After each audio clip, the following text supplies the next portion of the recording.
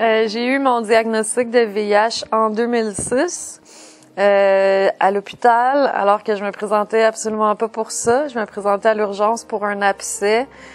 Puis, on m'a appris que j'avais le VIH, sauf que ça s'est pas très bien passé. En fait, le médecin, elle m'a tout simplement dit ça comme ça. Ton VIH est positif, puis elle est sortie de la salle. Elle m'a laissée là toute seule avec 1 million de questions. Je voulais défoncer les murs, mais en même temps, j'étais tellement...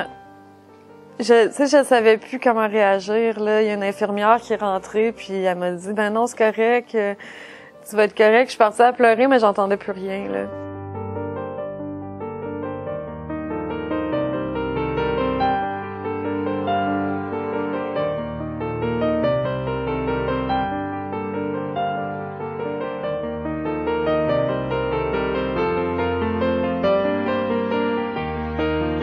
Dans ma tête, j'étais pour mourir.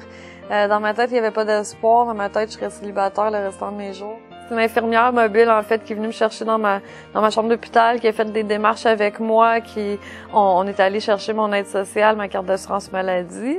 C'est pas juste des choses médicales, là. Elle m'a aidé vraiment à me remettre sur pied au complet, là. On recommence au début, là. Tout s'emboîte un dans l'autre.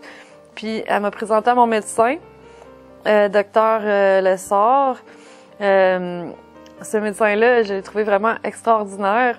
Quand j'étais arrivée dans son bureau, il m'a vraiment expliqué, il a pris le temps de m'expliquer c'était quoi le VIH en me parlant de 2 petites armées. Tu sais, t'as ton armée qui te défend, puis t'as l'armée qui t'attaque. Les virus, c'est ceux qui t'attaquent. La charge virale, c'est ceux qui attaquent. Tes CD4, c'est ceux qui te défendent.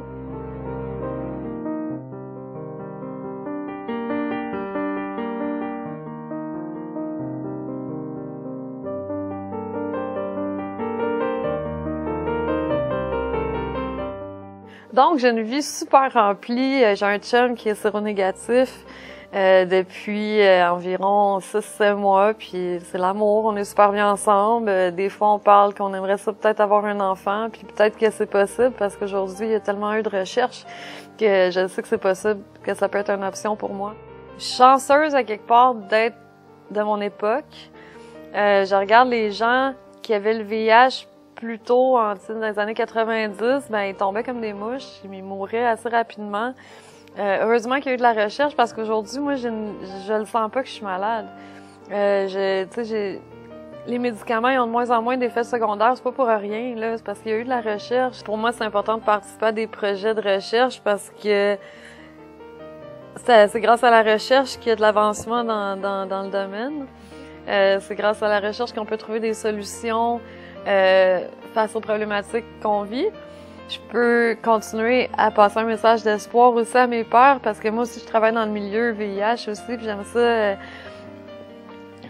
ça pouvoir donner de l'espoir aux gens puis je serais peut-être plus là pour le faire s'il n'y aurait pas eu de recherche puis je continue à avoir encore plus d'espoir puis je me dis peut-être même qu'un jour je pourrais guérir, tu sais, je sais pas là, pour moi c'est pas comme le but ultime, c'est pas je sais pas si je vais le voir, puis je veux pas trop espérer non plus, mais je me dis qu'un jour ça va arriver, puis qu'on va pouvoir guérir les gens du VIH. Donnons-nous le meilleur de la santé.